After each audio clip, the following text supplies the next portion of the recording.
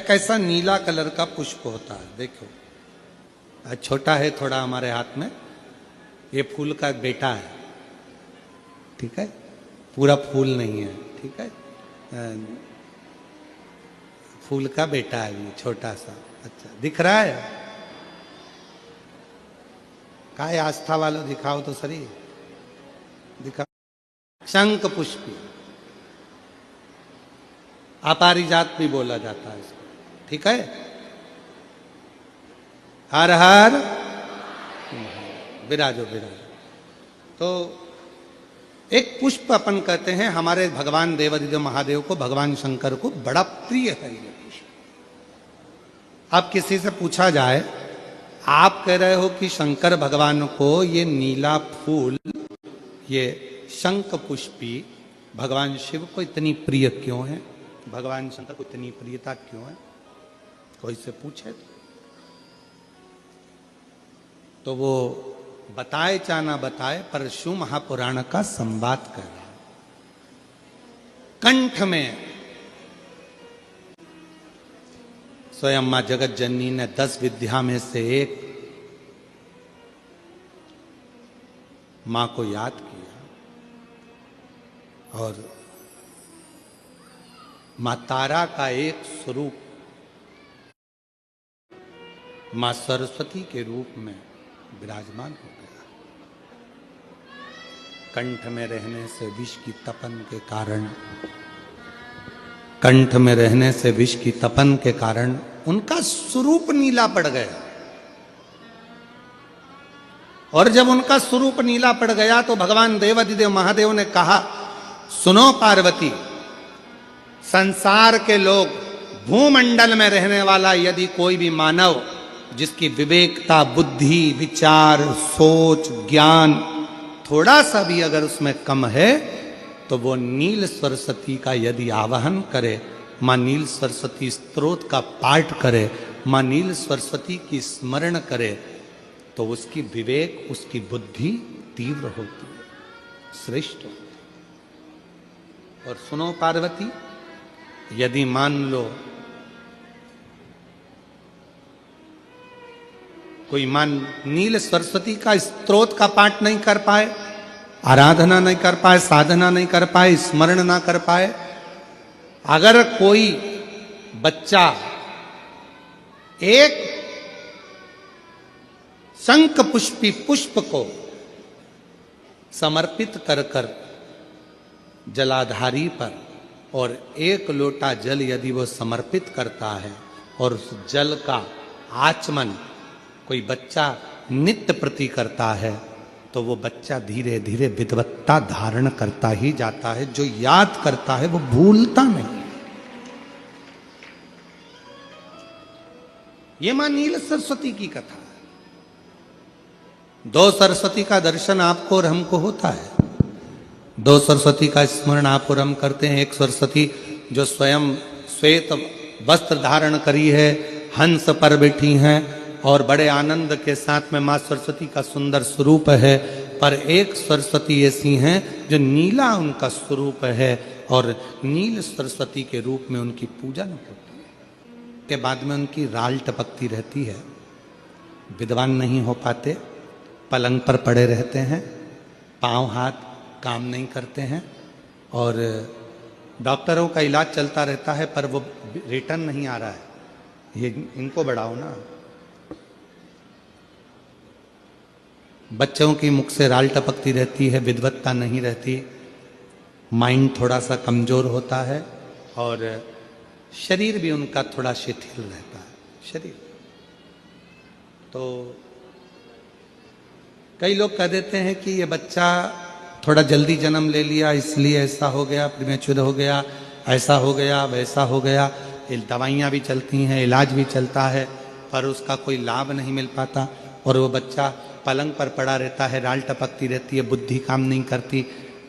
छोटे छोटे, भले वो 20 साल का हो गया, पर 8-10 साल के बच्चों जैसी उसमें विवेकता होती है, बुद्धि होती है। मेरा निवेदन है उन माताओं से, थोड़ी मेहनत आपको करना पड़ेगी उस बच्चे के लिए।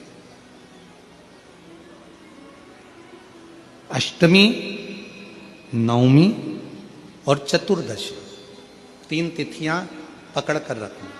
कौन कौन सी? जम के बोलो। अष्टमी, नवमी, चतुर्दशी। ये 3 तिथियां ऐसी हैं, चतुर्दशी अमावस्या की भी और चतुर्दशी पूर्णिमा की।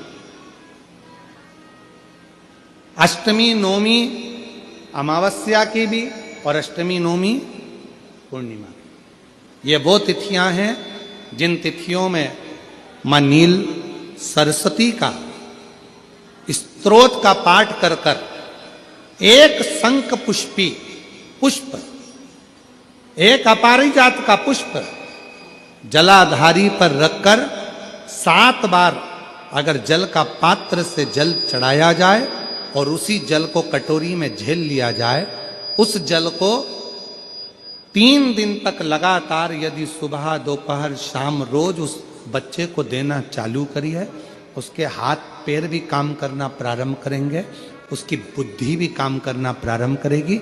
जो वो पलंग पर पड़े पड़े राल टपकाता रहता है, उसको लोग कहते हैं कि 18 साल का हो गया और दिमाग केवल 10 साल का है, 5 साल का है, उसमें धीरे धीरे बुद्धि प्रबल होना प्रारंभ हो जाएगी और वो भी एक दिन कार्य करना प्रारंभ कर देगा।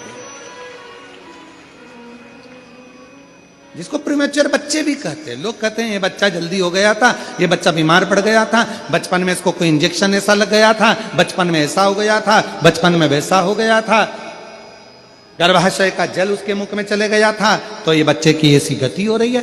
उस बच्चे के लिए अगर आपके आसपास के क्षेत्र में भी कोई बच्चा ऐसा है तो उसको मां नील सरस्वती का स्मरण जरूर कराएं।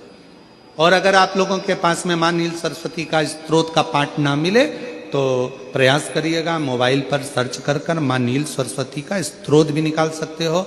बाजार में से गीता प्रेस गोरखपुर की किताब में भी ला सकते हो, पढ़ भी सकते हो, घर में उसका स्तोत्र का पाठ भी कर सकते हो। मां नील सरस्वती स्तोत्र का स्मरण और बड़े भाव के साथ करें स्मरण। और कोई माताएं कह देती हैं, कोई बच्चा कह देता है मम्मी मुझे याद नहीं होता, याद करता हूं परीक्षा हॉल में जाकर भूल जाता हूं, मैं कुछ पढ़ता हूं बाद में जाके भूल जाता हूं, स्मरण में नहीं रहता। तो उनसे भी निवेदन है, आप मां नील पाठ नहीं पढ़ सकते, स्तोत्र नहीं कर सकते, संस्कृत में नहीं पढ़ सकते, तो मां नील सरस्वती के नाम से अष्टमी नवमी और चतुर्दशी के दिन एक शंख पुष्पी पुष्प को, नीला कलर का जो फूल होता है बेल में लगा होता है, जो शिव जी को अति प्रिय होता है, उस पुष्प को आप जलाधारी पर रख दीजिए। जलाधारी जानते हो ना सब लोग, शिवलिंग पर नहीं, जलाधारी पर रख दीजिए और जल चढ़ाना 7 बार प्रारंभ करिए। बाबा देव अधिदेव महादेव आपको याददाश्तता में प्रवर करेगा। परीक्षा हॉल में जितना तुम याद कर कर गए हो, अच्छी मेहनत कर कर गए हो, तो भूलोगे नहीं, तुम्हारी बुद्धि तीव्र होती चली जाएगी, प्रबल होती चली।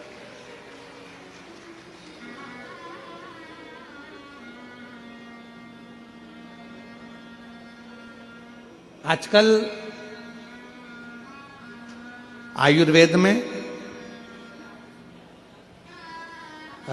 आप लोग अगर आयुर्वेदिक दवाइयाँ लेते होंगे, आयुर्वेद वालों के पास यदि जाते होंगे, तो वो भी अगर बच्चा पढ़ने में कमजोर है, बुद्धि से कमजोर है, तो उसको